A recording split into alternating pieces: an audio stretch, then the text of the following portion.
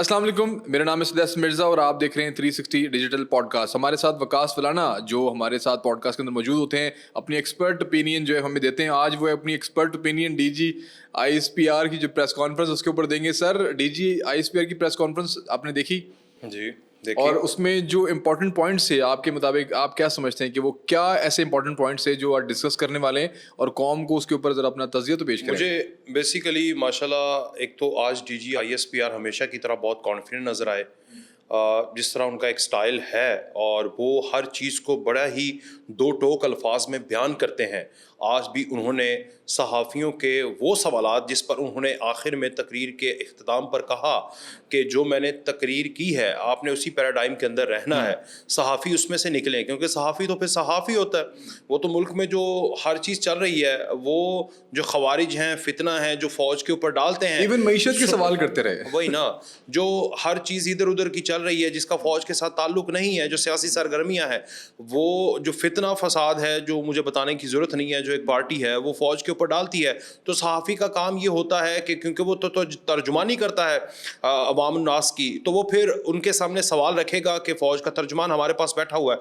लेकिन उनका भी उन्होंने बड़ा ही ज़बरदस्त मैं कहूँगा क्या दो टोक अल्फाज में उन्होंने जवाब दिया। अच्छा, इस सारी प्रेस कॉन्फ्रेंस बानी पीटीआई के खिलाफ कार्रवाई होगी, ये बड़ा एक अहम सवाल था, उसके ऊपर आप क्या कहते हैं? जो 4 पॉइंट बताने लगा हूँ, क्योंकि प्रेस कॉन्फ्रेंस तो काफ़ी लंबी, उसके ऊपर सवाल सेशन भी काफ़ी लंबा था, वो तकरीबन 1-1.25 घंटा बन जाता है, मगर इसको अगर कट इन शॉर्ट करें तो 4 बड़े अहम पॉइंट्स हैं। पहला, जो बलूचिस्तान के ऊपर 25-26 अगस्त के रात को जो हुआ उसके ऊपर उन्होंने पूरी तफसीलात दी, जिसमें उन्होंने लोगों के नाम लिए। उन्होंने इसरार खान काकड़ का नाम लिया जिनका ताल्लुक बलूचिस्तान से है और वो ऑक्सफोर्ड यूनियन का प्रेसिडेंट बना है, अडयाला का चांसलर नहीं बना। ये बलूचिस्तान से वो बंदा है जो कि बलूचिस्तान से ताल्लुक रखता है और ऑक्सफोर्ड यूनिवर्सिटी के यूनियन का प्रेसिडेंट बना है, ये उन्होंने नाम लिया। फिर उन्होंने शाहजेब रिंद का दिया जो उन्होंने भारतीय हरीफ को 20 सेकंड में कराटे में आई गेस नॉकआउट किया। इस तरह उन्होंने डिप्टी कमिश्नर एक आयशा जहरी है उसका नाम लिया, अब्दुल समद यार जान का नाम लिया, कैम्ब्रिज यूनिवर्सिटी से साइंसदान बना है।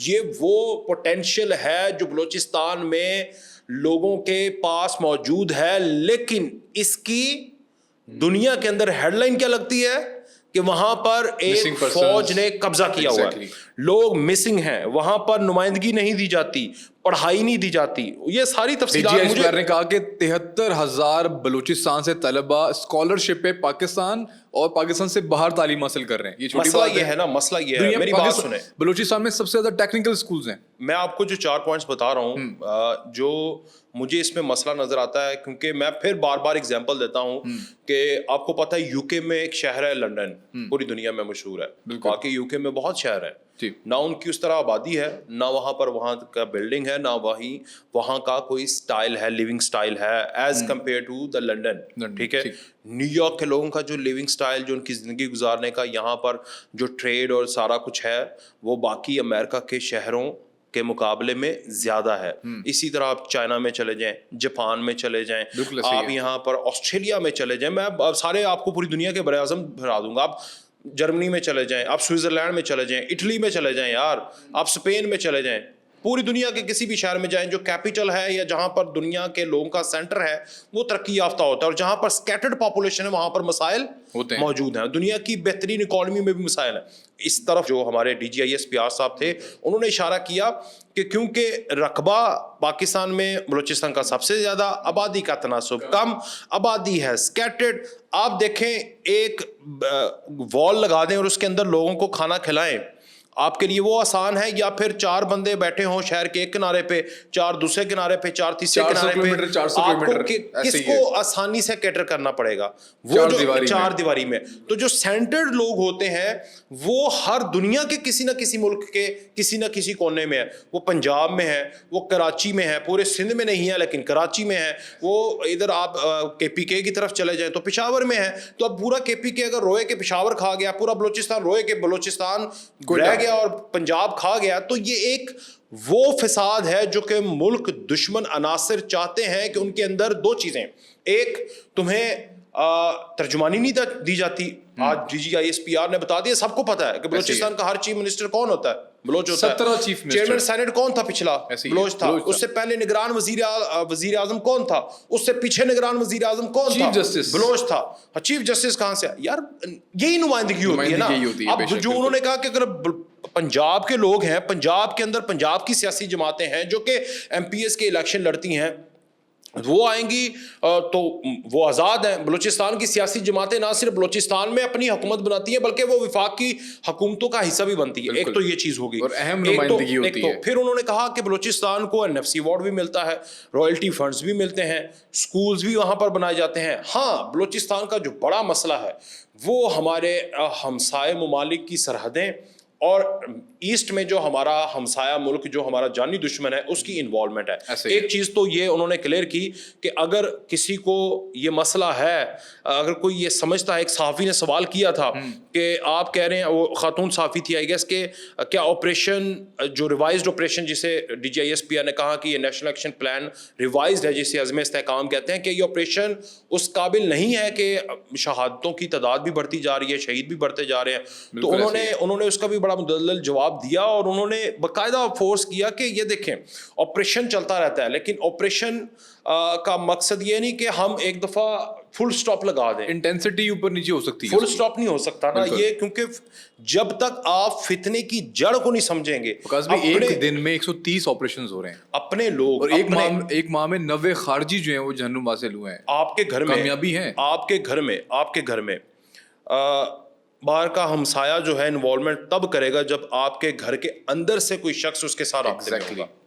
جب آپ کے دروازے بند ہیں, اور وہ زیادہ خطرناک بات ہے, ہمسائے کو خبر نہیں ہوگی آپ کے گھر میں کیا ہے. بالکل ایسے ہی ہے. لیکن اگر آپ کا بھائی, آپ کا باپ, رشتہ دار, واٹ ایور, وہ اس کو خبر دے گا یا اس کے ساتھ رابطے میں ہوگا تو مسئلہ ہمارے گھر کے اندر ان تمام تر فتنوں کا ہے جو کہ پنجاب کے اندر بھی ہیں, جو زیادہ بلوچستان میں ہیں, جو KPK کے اندر ہیں, جو بیرونی فنڈنگ پر چلتے ہیں, جو ہمسایہ ملک کے اندر بیٹھ کر ہمارے ملک کے اندر انتشار پھیلاتے ہیں, ڈیجیٹل دہشت گردی کرتے ہیں.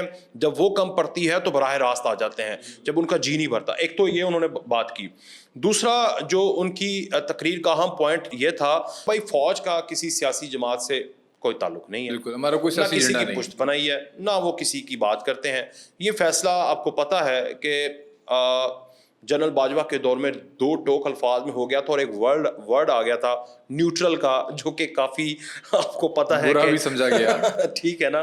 تو فوج کل بھی نیوٹرل تھی, آج بھی نیوٹرل ہے, لیکن اگر آپ اس کے اوپر مذاق لوگ جو ایک فتنہ لوگ ہیں وہ اڑاتے ہیں تو وہ مذاق نہیں ہے. بیسیکلی فوج کہہ رہی ہے کہ ہمارا سیاسی میدان میں کوئی حل نہیں ہے, کوئی ایسا نہیں ہے, ہمارا قومی کردار ہے. بالکل قومی کردار ہے. تمام سیاسی جماعتیں فوج کی ہیں, تمام سیاسی جماعتوں کی فوج ہے, کیونکہ فوج سرحدوں کی محافظ ہے اور سیاسی جماعتوں نے سرحدوں کے اندر رہ کر اپنی پالیٹکس کرنی ہے.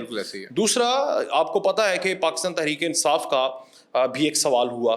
وہ سوال ایک تو جلسے کے حوالے سے تھا, بڑا 2 ٹوک الفاظ میں کہا, آپ نے بھی اس کے اوپر ولاگ کیا ہے کہ کہا دو پینسل جلسہ کینسل. لیکن DGISPR نے کہا کہ وہ ضلع انتظامیہ کا کام ہے. بھائی فوج, جب ضلع انتظامیہ والا سوال آپ DGISPR سے کر رہے ہو, کیوں کر رہے ہو؟ پھر جو مجھے بڑا, صحافیوں کو ایک ذاتی سوال ہے, صحافیوں کو مزہ نہیں آتا اس طرح کے سوال کرنے سے یار. بیسیکلی میں آپ کو کہہ رہا ہوں نا کہ ہمارے ملک میں ایک ڈائلما یہ ہے کہ لوگوں کو عقل نہیں آ رہی. بڑا سمجھانے کی کوشش کر رہے ہیں کہ بھائی نو ڈاؤٹ پاکستان میں 4 مارشل لا لگے ہیں, پاکستان میں فوجی جرنیل آئے ہیں, مارشل لا ایڈمنسٹریٹر آئے ہیں, جنرل ایوب سے لے کر جنرل مشرف تک. لیکن بھائی جان اس کا مقصد یہ نہیں ہے کہ فوج کا نظام نہیں بدل سکتا.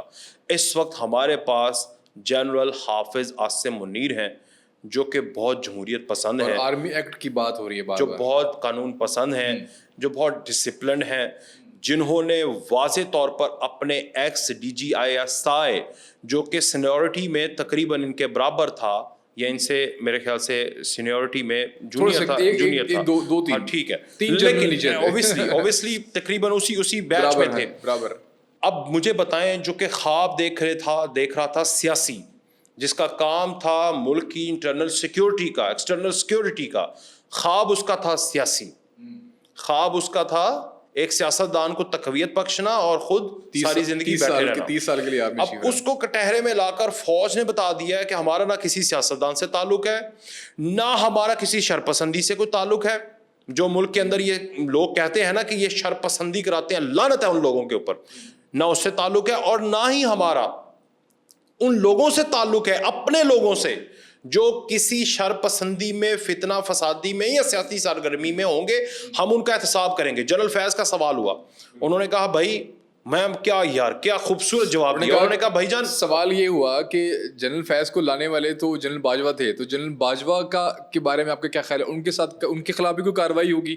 تو انہوں نے بیچ میں کہا کہ بھائی ان کے باس کا نام کے بھی ایک باس تھے, وہ اس وقت کے وزیر اعظم تھے, اس کا آپ نے نام نہیں لیا. اس کا نام تھا, آپ بتائیں ذرا اس کا نام کیا تھا؟ چانسلر آف اڈیالہ مسٹر بانی تحریک انصاف عمران احمد نیازی. یہ کوئی اشارہ ہے اس سوال کے جواب کے اندر؟ یار بات سیدھی سی ہے, ملٹری ٹرائل ہوگا.